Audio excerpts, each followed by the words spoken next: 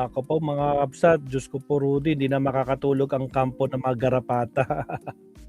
O ito, maiksi muna tayo mga kapsat ha. Maiksingkan muna tayo. Wait lang. O dito, pinagtatawanan na si Jimmy Bondok, abogado daw ba talaga ito? O talaga Jimmy Bondok? Kaya sa'yo. helps me manage my weight. Ayaw pa rin tumigil ni Jimmy Bondok?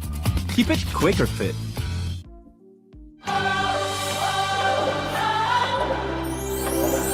Wala pa na ipapanalong kon. Case si Jimmy Bondok. Wala siya na ipanalo. 0.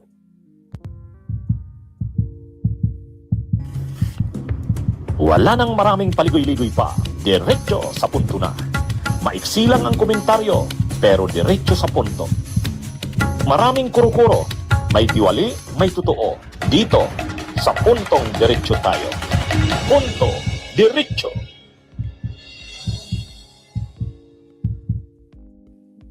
Isa pa to, DDS din to. Isa pa tong ano na to. Grabe rin ang katangahan nito. Ngayon, pinag-uusapan ito sa social media ngayon. Itong si Jimmy Bundok. Si Jimmy Bundok ay isang ano ito. Singer ito, singer. Ngayon, itong si Jimmy Bundok. Ang sabi kasi ni Jimmy Bundok, kung pwede daw, ibigay na lang sa kanya kasi abogado ito ni Bato. Kasama ni Israelito Torion. Sabi ni Jimmy Bundok, kung pwede daw, ibigay na lang sa kanya o sa kanila na abogado ni Bato, yung warrant of arrest ni Bato. Ibigay na lang daw sa kanya. Kasi siya na lang daw ang magbibigay kay Bato. Well, we are just waiting for the government authorities to serve us a personal service po nung warrant. And also we po await... kung wala na nga, missing na nga si Senator, paano isi-serve? That is the purpose of the lawyers, ma'am. We are his legal counsel. Ma'am, I hope you don't ridicule us, ma'am. Now, we're doing our best I'm to not. be... You're saying you want the government to personally serve, but Yes. he ran away. To us. He ran away. Abogado po kami. Abogado naman kami. Pwede naman po sa amin. So that is what you want, to serve it to you, Yes, and then yes, ano pong gagawin yes. ninyo pag na-serve na sa inyo?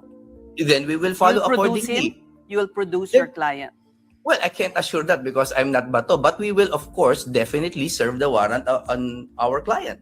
O yan mga kabunyog kayo, anong masasabi mo sa ganyan? Ang tindi, ano? Pinagtatawanan si Jimmy Bundok sa ganyan. Kahit ordinaryong tao, alam naman yan. Hindi ka naman pwedeng, kahit lawyer ka, hindi ka pwedeng tumanggap ng warrant of arrest. Kasi ang warrant of arrest, siniserve yan doon sa taong aarestuhin. Pwede ba yun? Bugado ka, kukunin mo yung kopya ng warrant of arrest, ikaw na lang magbibigay ikaw na lang magbibigay doon sa kliyente mo na may warrant of arrest. Ito ang sabi niya, bakit si Trillanes pwede mag-serve ng warrant? Kapag si Trillanes pwede mag-serve ng warrant, kami mga abogado hindi. Wow, ang tindi ng palusot ito. Mga kabunyog, mga kababayan. Tingnan nyo mga kabunyog, mga kababayan. Sabi ni Jimmy Bundok, ibigay na lang daw sa kanya ang kopya ng warrant of arrest ni Bato. Abogado daw siya ni Bato sa kasi Israelito Torion. Mag-partner sila. O ngayon, sila na lang daw ang bahalang magbigay sa kliyente nila. Mga kabunyog. Alam nyo, nung nakita kong mga nag-react na, tapos habang nagre-react, ini-interview ng bidyan, natatawa. Alam nyo kung sino? Si dating Senate President Franklin Drilon. Sabi ni dating Senate President Franklin Drilon, ano yan, summon? Hindi yan summon. Hindi yan subpoena. Warrant of arrest yan. Kung summon lang yan, o imbitasyon, o kaya subpoena, pwede. Pwede ikaw yung abogado, tanggapin mo. In behalf ng kliyente mo. Kung summon yan, hindi naman yan summon. Warrant of arrest. Kaya sabi nga ni dating Senate President Franklin Drilon, ano ba yan? Sino ba tong Jimmy Bundok na to? Ay DDS na lawyer yan Kapapasa pa lang yata niyan sa bar. Ang malungkot diyan, nakakahiya ito. Graduate daw to ng eskwelahan na ayaw ko nang banggitin kasi masisira lang yung pangalan ng eskwelahan niya. Agoy. Ha? Unang-una, kahit sa first year, alam yan, hindi pwedeng ang warrant of arrest ay hindi pwedeng ibigay sa abogado kahit first year sa College of Law. Ha? Kaya pinagtatawanan ito ngayon. Si Eman Cayusa, dating president ng IBP, natatawa rin. Natatawa rin, mga kabunyog. Si Joel Cadiz, natatawa rin. Actually, lahat halos ng mga abogado nagre-react, natatawa sila. Kasi nga, itong si Jimmy Bundok na diehard Duterte yan. Duterte diehard supporter yan. Talagang lagi yan nagbablog para kay Duterte. Para kay Sara, kay Digong. O kaya lang yun na nga, ang proposal niya, para daw walang gulo, ibigay na lang sa kanya yung warrant of arrest, siya na lang ang magbibigay sa kliyente niya. Ngayon, laman ito ngayon ng mga kwentuhan, pinagtatawanan, mga kabunyog. Anong klase ba yan? Anong klase? Abogado ba talaga yan? Para yatang ang mga DDS na mga abogado tulad ni Sara, ni Marcoleta, tapos ni Jimmy Bundok. Sama mo na si Torion. Parang hindi mga abogado. Ano bang nangyayari? Kaya yan, mga kabunyog. So ngayon, ito ngayon ang laman ng mga pinagkikwentuhan. Itong si Jimmy Bundok. Singer yan. Actually, matagal na yan nag-law. Alam ko matagal nang nag-law yan. Kaya lang, ewan ko kung ilang take yan sa bar. Pero, ngayon nakapasa na. Kapapasa pa lang. Alam ko ang eskwelahang pinag-aralan yan ng law. Ayaw kong banggitin kasi mapapahiya naman yung eskwelahan. Pero yun na nga, napaka-elementary niyan. Search, warrant of arrest, ikaw yung magre-receive. Tama yung sabi ni dating Senate President Franklin Drilon. Ano yan, summon? Kung sinusumon yung kliyente mo, okay, pwedeng tanggapin mo, ikaw yung tatanggap in behalf sa kliyente mo. Kung summon, hindi naman to summon warrant of arrest. Maarestuhin yung kliyente mo.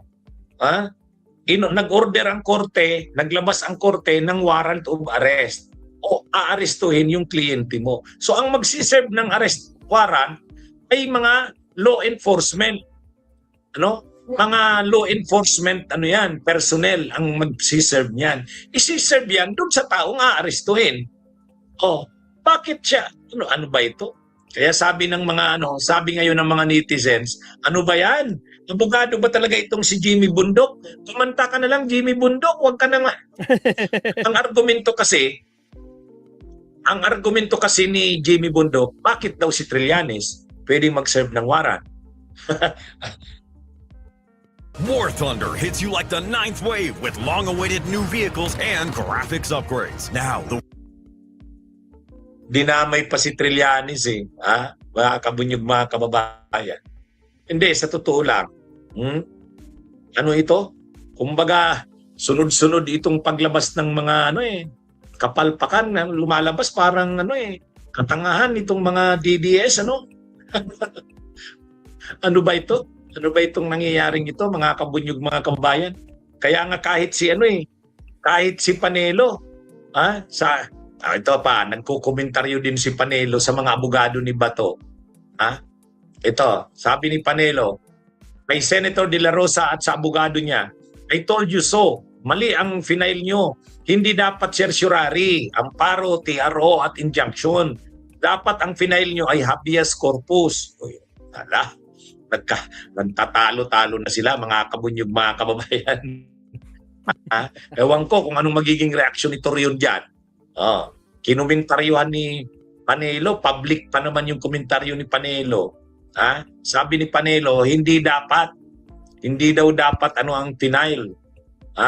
Hindi daw